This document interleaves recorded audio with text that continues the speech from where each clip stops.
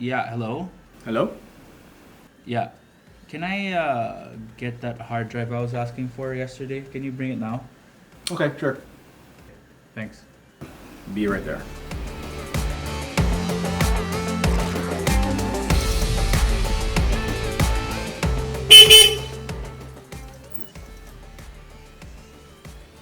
Thank you.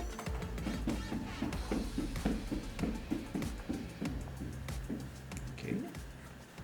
In the past couple of years, two-wheel EVs have grown in popularity here in the Philippines for mobility, thanks in large part due to the pandemic. However, the e-kick scooters that you stand up on and the other smaller e-scooters out there just don't have the feel nor the range of a premium scooter like, let's say, an NMAX or a PCX. However, CFMOTO wants to change that. Today we have the Zeeho AE8, which CFMOTO claims can have a top speed of about 100 kilometers per hour and range of up to 190 kilometers. This is Beyond the Ride.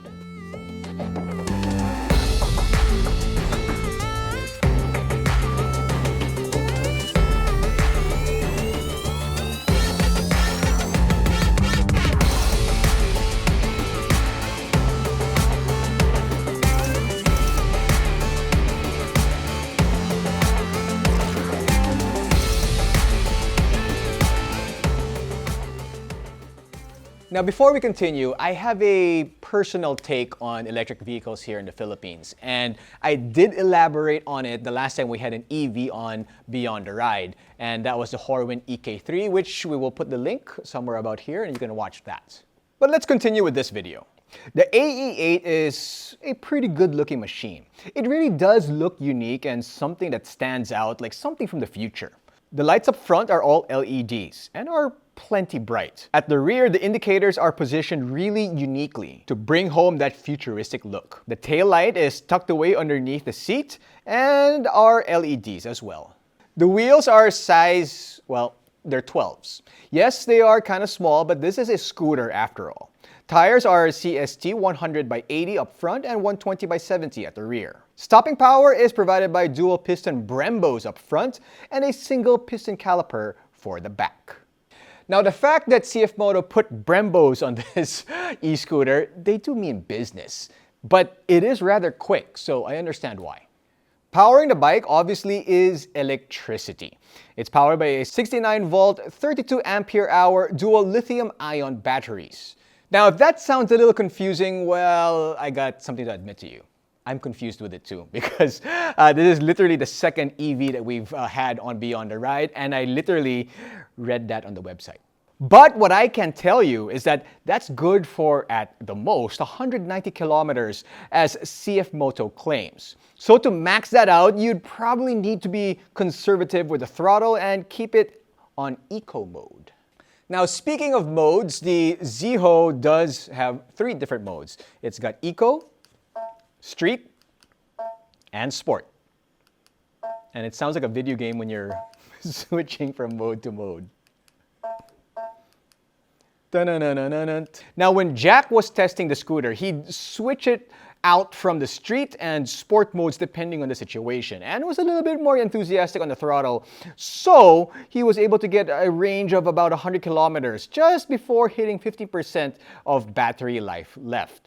Just to give you an idea of what it's like in the real world. But it is also important to note the difference in weight. That's going to affect the range and also, of course, the top speed of the scooter. I am about 145 to 150 pounds, 5'6". Jack over here is just under 6 feet at about 250 pounds or so, give or take, depending on what day it is. And that's a difference of, well, if my math serves me correct, 100 pounds, the weight of Kako Terona. That's one whole kako. But all in all, that's pretty impressive. You can definitely stretch one charge when you want, or just go all out and have fun every time you're on the scooter. You'll definitely make it to your destination inside the city and back home regardless. Now, the other features on the scooter is, well, it's got cruise control. So if you find yourself in a stretch of open road in the metro and you want to relax your hands just a little bit, you have that option. There's also a 5-inch LCD screen, It's not a full color TFT display, but all the information you need is shown, so no complaints with that. The seat is nice and plush, and it's got some pretty good cushioning and quality. It's also one of those things that you don't slip off of, like some of the other scooters out there. Of course, it's got a good space as well for your pillion with a grab rail right here. And it's also got the foot pegs that nicely tucks away for the back rider. Now, underneath the seat, of course, you have storage compartment, as you can see. These are the batteries, and this is the charger right here. Now, of course, these are the batteries which you can remove like so. And then you can take them off. And if you want, you can do some curls also. So they are pretty heavy, I'm not gonna lie. Let's even it out. Okay. Now, if you take out the charger and leave the batteries there when you go on a ride, by the way, this thing looks like it belongs with the Ghostbusters or something like that. You can fit a open face helmet right here, which is very useful. Now, another concern that I have for EVs here in the Philippines, or maybe even around the world, is what do you do with the batteries after they're no longer chargeable? I mean, that's still waste, right? It's still something to think about. Something to definitely think about. What do you do with these batteries when you can no longer use them? Is it gonna blow up? What's happening here? Let's get out! So if you've been watching this channel for the past, well, as you should have, for the past couple of years, you might know that I'm not fond of keyless systems. But Zeeho took this to a whole new level. I mean, it's technically not a key, it's a card. Don't leave home without it. And this actually starts the machine. You just tap it like so. Makes that video game noise. That turns on the bike, and then you tap it again, and it turns it off. Yeah, this is the key. I would so lose this. So, I mean, it is kind of gimmicky, but I guess for some people, they're gonna find this pretty cool. For me, I would lose it. I really, really would. The seat height, well, is just a little bit over 700 millimeters. I'm 5'6" with a 764 millimeter inseam, and I am close to flat foot on the bike. If I move back, I am a little bit more tippy-toed because it does get wider, quite similar to other premium scooters out there. But I'll say this much. It does feel quite similar, the ergonomics and the seat height, as that of the NMAX, the Aerox, and the PCX. So, right about this time, we typically do a sound test. But because this is an EV, it's going to be quiet. So instead, we're still going to do a sound test, but a different kind. There's one. And then here's another one. Put up the size. And then there's, and then, yeah, it's got all sorts of these different sounds. It feels like, I don't know, I'm playing with a Nintendo or something like that. It's quite funny. It really is. I mean, all EVs that we've tried all have a similar thing. Like, they really do want to put extra sound on the vehicles. I guess because, well, it's just not going to sound like anything. So they just said, you know what? We may as well put some nice video game-like sounds on the bike. Okay, so let's take it out for a quick spin, this time outside the office. By the way, this is the new HJC V60 helmet. If you guys want to see a review on it, let us know in the comment section below.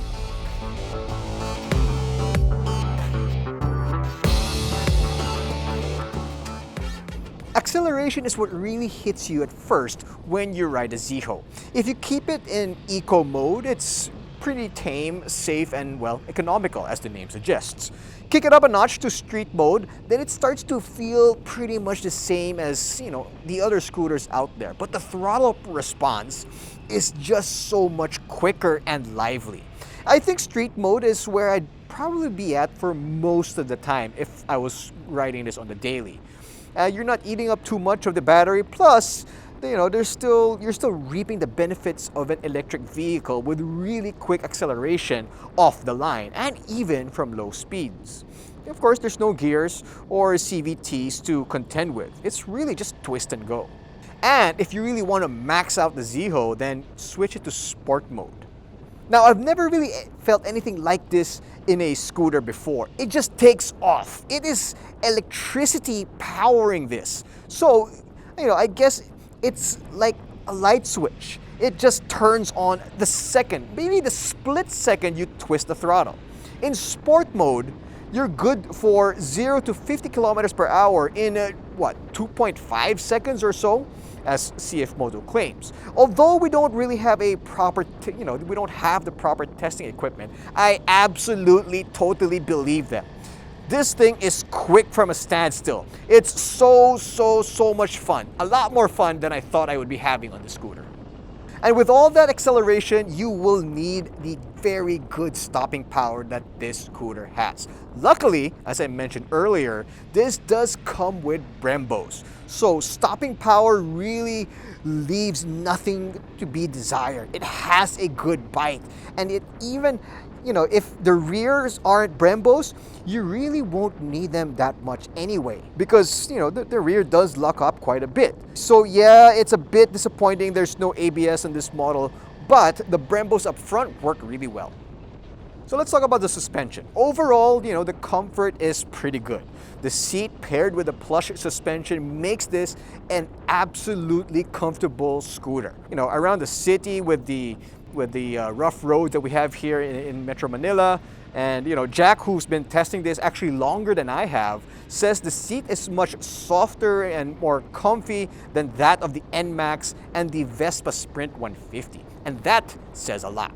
And that's for a guy who's over 250 pounds. For me, who's your average height and close to your average weight, it feels good, right? It feels pretty normal to me, and it's even more comfortable for me.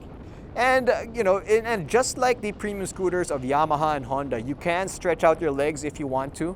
I personally don't really do that too much, unless of course I need to on a longer ride. But if I owned this scooter, I'd just be riding it around the city, not taking it on long rides, especially because it is an EV. I will have to think about charging it up quite a bit, but it does have good range, I'll say, for an electric vehicle, an electric scooter.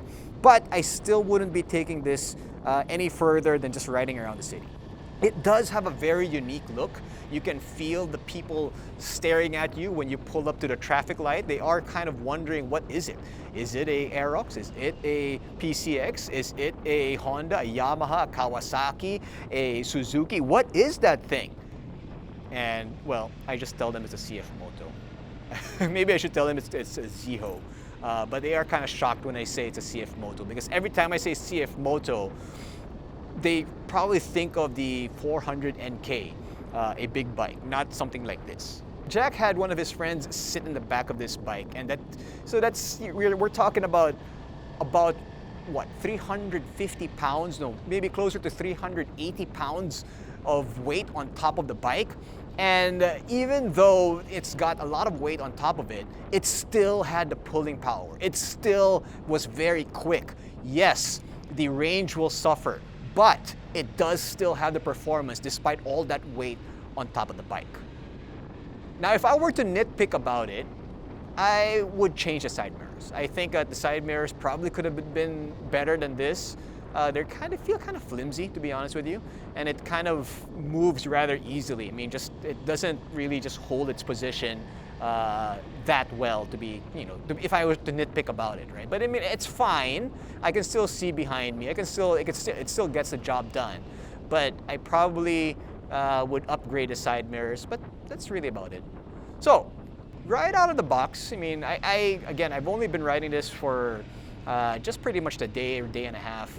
Jack had this for a couple of days, and I'm actually rather impressed with it. I really am. I mean, this is only the second electric scooter that we've had here on Beyond the Ride, and the other one was more of a, it had more of a classic vibe. This one is a little bit more, performance oriented, I would say. But I like them. I like them both. but they're just different customers, right? I mean, I think the Horwin will cater more to somebody who prefers something more classic. This will cater more to somebody who wants something a little bit sporty, a little bit performance-oriented. This is absolutely perfect for the city, I have to say. I mean, just riding it around and you know, just around the neighborhood, and you know, taking this on the daily in Manila traffic, it's perfect. It is absolutely just perfect riding this little scooter on Philippine roads, on, I should say, the NCR. You know, daily use, it's exactly what, you know, something that I would use on a daily if I own this thing. You know, mentioning the Horwin was closer, what's 260,000 Philippine pesos. It's a little bit more expensive than this, but it caters to a different audience, right? It caters to a different buyer. This is somewhere closer, you know, if you're type, if you feel the aesthetics more of like an NMAX or an Aerox, you probably would want this. If you want something closer to the look of a Vespa, of a Peugeot, then you'll probably want the Horwin more.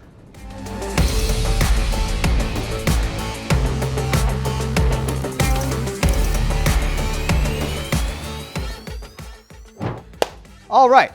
So in conclusion, well, if you're in the market for a scooter, let's say the NMAX, PCX, and the Aeroxes out there, you're looking to spend about 150,000 Philippine pesos, more or less. The Zeeho is a little bit more premium, and it should be because it is an EV. But it's closer to the Peugeot and the, I guess, the more higher-end Vespa range, the 150 and up Vespa range. But that's kind of where I see it, right? Because it is an EV, so it has to be priced a little bit higher than the gas versions of a scooter that kind of looks like this. And EVs are the wave of the future. In a not so distant future, all vehicles, whether it's going to be on 2 wheels or 4, are going to be EVs. So if you want to be an early adapter, if you want to be ahead of the pack and get something right now, the Zeeho would actually be a very good buy at a starting price tag of 209,000 Philippine pesos. I mean, it's easy to use, it gets the job done, it's zippy, it's fun to use, and it's comfortable. It's got everything. And if you want to learn more about it, you can log on to www.motodeal.com.ph. This has been Jinno Rufino. Hope you guys enjoyed going beyond the ride.